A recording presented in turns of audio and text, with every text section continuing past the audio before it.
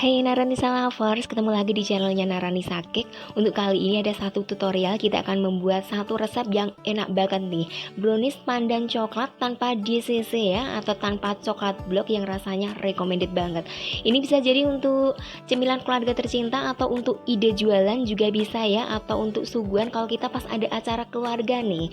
Bisa dipraktekkannya untuk resepnya. Yang penasaran dengan tutorialnya, disimak ya videonya sampai habis.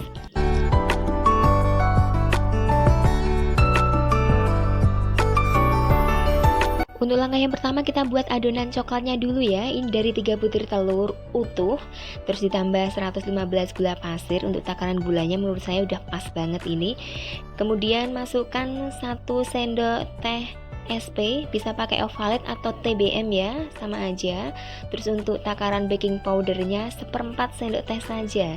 Dimix jadi satu sampai putih, kental, dan berjejak. Untuk takaran berapa sih waktunya agar adonan ini bisa mengembang dengan baik, itu disesuaikan dengan mixernya masing-masing ya, soalnya nggak sama.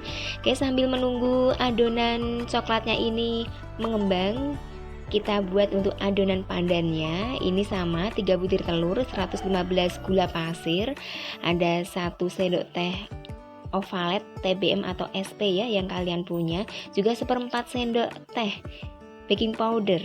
Kita sisihkan dulu. Kita lihat untuk adonan brownies coklatnya tadi udah mengembang apa belum. Oh, ini udah ya. Untuk tanda adonan udah putih, kental, dan berjejak seperti ini. Kalau kalian memutar garpu mixernya, ini ada kayak jejak-jejak spiral ya, seperti ini. Ada jejak-jejak mixer yang menandakan kalau adonan kalian itu udah mengembang dengan baik. Cukup segini saja, matikan mixernya, jangan sampai over mix, nanti adonannya turun. Dan untuk menghemat waktu, setelah adonan yang coklatnya tadi udah jadi, kita lanjutkan untuk mixer yang kedua ya, untuk adonan pandannya seperti ini. Untuk bahan-bahan kering yang digunakan di campuran adonan brownies coklatnya seperti ini. Ada 80 gram tepung terigu protein yang sedang, saya pakai yang merek segitiga. Terus 20 gram coklat bubuk, diayak jadi satu ya. Ini gunanya diayak biar nanti pas pengadukannya itu lebih ringan, dan kita bisa mendapatkan tekstur bahan kering yang lebih halus gitu ya. Jadi untuk bahan-bahan yang bergerindil nanti nggak masuk ke dalam adonan seperti ini ya. Diaduk sampai rata. Untuk kali ini kita pakai teknik aduk balik, cukup menggunakan spatula plastik seperti ini ya. Memang untuk mengaduknya secara bertahap, diayak sambil diaduk sesekali seperti itu ya. Jangan lupa selagi kita membuat adonan coklat ini, dipanaskan dulu untuk kukusannya atau kelakapnya ya, biar nanti kalau adonan ini udah siap, kukusannya juga udah siap dimasuki adonan. Oke. Setelah bahan keringnya tercampur seperti ini, masukkan 1 saset susu kental manis coklat, mereknya apa saja ya, tergantung selera kalian. Untuk jumlahnya 1 saset sudah cukup. Oke. Untuk pengadukannya seperti ini, nggak usah terlalu rata dulu. Terus kita campurkan 60 ml minyak goreng. Diaduk terus sampai benar-benar tercampur ya, dan pastikan untuk minyaknya tercampur rata di dalam adonan ini. Jangan sampai ada lapisan minyak yang mengendap, soalnya pernah kejadian saya nih, pengalaman pribadi ya. Untuk minyaknya ada yang nggak tercampur, masih banyak yang mengendap.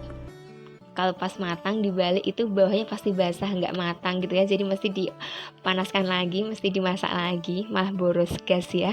Oke, untuk pengadukannya tetap pakai teknik aduk balik seperti ini. Memang kalau kita membalikkan adonan, kalau masih ada minyak yang mengendap pasti akan kelihatan seperti itu ya. Siapkan dulu untuk loyangnya, saya pakai ukuran 22 kotak seperti ini ya. Untuk bawahnya dikasih margarin, terus dialasi dengan kertas roti seperti ini, biar nanti kalau melepaskannya, kalau udah matang, bisa dengan mudah keluar dari cetakan seperti itu ya. Masukkan untuk adonan coklatnya seperti ini, diratakan ya. Terus untuk kukusannya tadi, pastikan udah benar-benar mendidih airnya, uapnya udah banyak. Jadi kalau untuk mengukus bisa maksimal nanti hasilnya seperti itu ya. Diratakan untuk permukaan adonannya seperti ini biar bagus ya, tidak ada gelombang-gelombangnya. Dan jangan lupa sebelum masuk ke dalam kukusan dihentak-hentakkan bagian bawahnya, istilahnya digebrak-gebrak gitu ya. Ini tujuannya untuk mengeluarkan udara yang terperangkap di dalam adonan. Nah seperti itu. Untuk kukusannya udah siap, dimasuki dengan loyang seperti ini. Kalau kalian punya klakat dengan model seperti ini, gak usah dialasi dengan serbet ya untuk tutupnya. Nanti ini untuk uap airnya otomatis masuk di samping-sampingnya. Tapi kalau kalian mengukusnya pakai panci biasa, jangan lupa untuk tutupnya dialasi dengan serbet bersih atau kain ya, biar nanti air yang menetes tidak masuk ke dalam adonan seperti itu. Oke, sambil menunggu untuk adonan coklatnya matang, kita lihat dulu untuk adonan pandannya gimana, udah mengembang apa belum. Udah seperti ini ya, kayak tadi adonan yang coklat di awal. Untuk langkah selanjutnya kita memasukkan untuk bahan keringnya, pakai 80 gram tepung terigu, proteinnya sedang, saya menggunakan merek segitiga. Untuk seperti ini ya, tekniknya sama, pakai teknik aduk balik dengan spatula seperti ini ya, diaduk secara bertahap sambil diayak biar nanti untuk bagian-bagian yang bergerindil tidak masuk.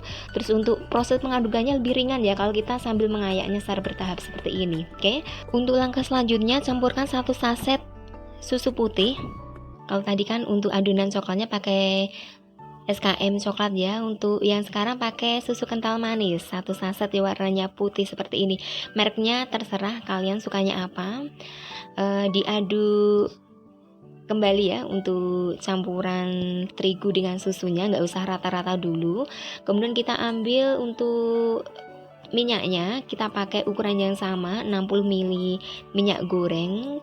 Kemudian diaduk kembali sampai benar-benar tercampur dengan baik gitu ya, jangan sampai ada minyak yang masih mengendap di bawah seperti ini. Pakai teknik aduk balik juga, ditusuk gitu ya di bagian atas terus ke dalam seperti ini. Dan untuk campuran terakhirnya masukkan 1 sendok teh pasta pandan ya, ini gunanya untuk memberikan aroma yang wangi pandan, juga untuk menghilangkan bau amis. Biasanya kalau ibu-ibu nih ya, atau kalian yang dengar kata-kata olahan bolu kukus, biasanya yang terbayang-bayang di pikiran adalah ntar amis atau enggak sih ya untuk bolunya. Bisa dipastikan untuk resep ini, brownies pandan coklat ini tidak ada amisnya ya, soalnya untuk bahan-bahan yang kita gunakan itu untuk bau amisnya udah ditutup dengan pandan sama coklat. Jadi kalian jangan khawatir ya. Recommended banget, ini udah diuji di dapurnya Naranisa. Jadi tidak ada kata-kata amis ya di resep ini. Oke. Untuk adonan coklatnya tadi kita kukus selama 15 menit pertama ya. Kalau udah matang seperti ini langsung ditimpa dengan adonan pandan, diratakan dan ditutup kembali untuk kukusannya. Untuk adonan yang terakhir ini dikukus selama 20 menit. Seperti itu ya, udah cukup. Kalau udah matang, udah 20 menit berlalu, kita coba untuk tes tusuk sate. Kalau nanti tusuk satenya bersih, tidak ada adonan yang menempel, berarti ini udah matang seperti itu ya. Lepaskan untuk kertas roti yang menempel di bagian bawah, diamkan untuk rotinya ini sampai benar-benar dingin biar nanti irisannya lebih mudah dan biar lebih rapi ya untuk hasilnya. Untuk pisau yang digunakan usahakan sisinya benar-benar tajam biar nanti untuk proses pengirisannya biar rapi dan tidak banyak remah-remahan yang hancur. Tujuannya seperti itu nih. Untuk besarnya potongan disesuaikan dengan selera kalian masing-masing ya, berhubung ini akan saya gunakan untuk cemilan keluarga sendiri, jadi saya potongnya menjadi ukuran yang lumayan kecil, jadi 30 bagian. Untuk langkah yang pertama seperti ini, dibagi menjadi 3 bagian besar dulu ya, dan untuk satu bagian ini saya bagi lagi menjadi 10 potong, jadi totalnya menjadi 30 iris seperti itu ya. Lain ceritanya kalau resep ini kalian gunakan untuk ide jualan atau dijual kembali, bisa kalian potong untuk ukuran yang lebih besar lagi. Dan untuk teksturnya kalian jangan khawatir ya, ini recommended banget. Untuk warnanya juga cantik banget, perpaduan warna hijau sama coklat ya. Untuk rasanya juga jangan diragukan lagi. Untuk tekstur dalamnya gimana kalau ini dicoba untuk dibuka seperti ini, pori-porinya lumayan halus, untuk rasanya juga enak banget, tidak ada amis-amisnya ya. Jadi untuk kalian yang suka dengan olahan kue dengan tekstur lembut tapi basah, bisa dicoba ya untuk resep ini, brownies pandan coklat. Bagi kalian yang ingin menjadikan ini sebagai ide jualan, bisa memasukkannya dalam plastik OPP. Tentang bagaimana ukurannya, bisa kalian ukur sebesar dari potongan roti yang sudah kalian buat ya. Dan untuk mempercantik tampilannya, bisa menempelkan stiker seperti ini, nama brand jualan kalian, untuk menambah daya tarik dan juga untuk meningkatkan nilai jualnya juga. Untuk resep ini sudah diuji coba dan kalian patut untuk mencobanya, dan hasilnya seperti ini nih. Yang suka dengan video ini jangan lupa subscribe, like, share, dan komen biar kalian tidak ketinggalan apa sih tutorial dari Naranisa Cake yang selanjutnya. Jangan lupa ya untuk resepnya dipraktekkan, dan kalau udah berhasil bisa masuk di kolom komentar biar saya tahu gimana sih untuk hasilnya. Oke, ditunggu lagi untuk video-video berikutnya. Makasih untuk kesetiaannya di channel ini. Sampai jumpa lagi.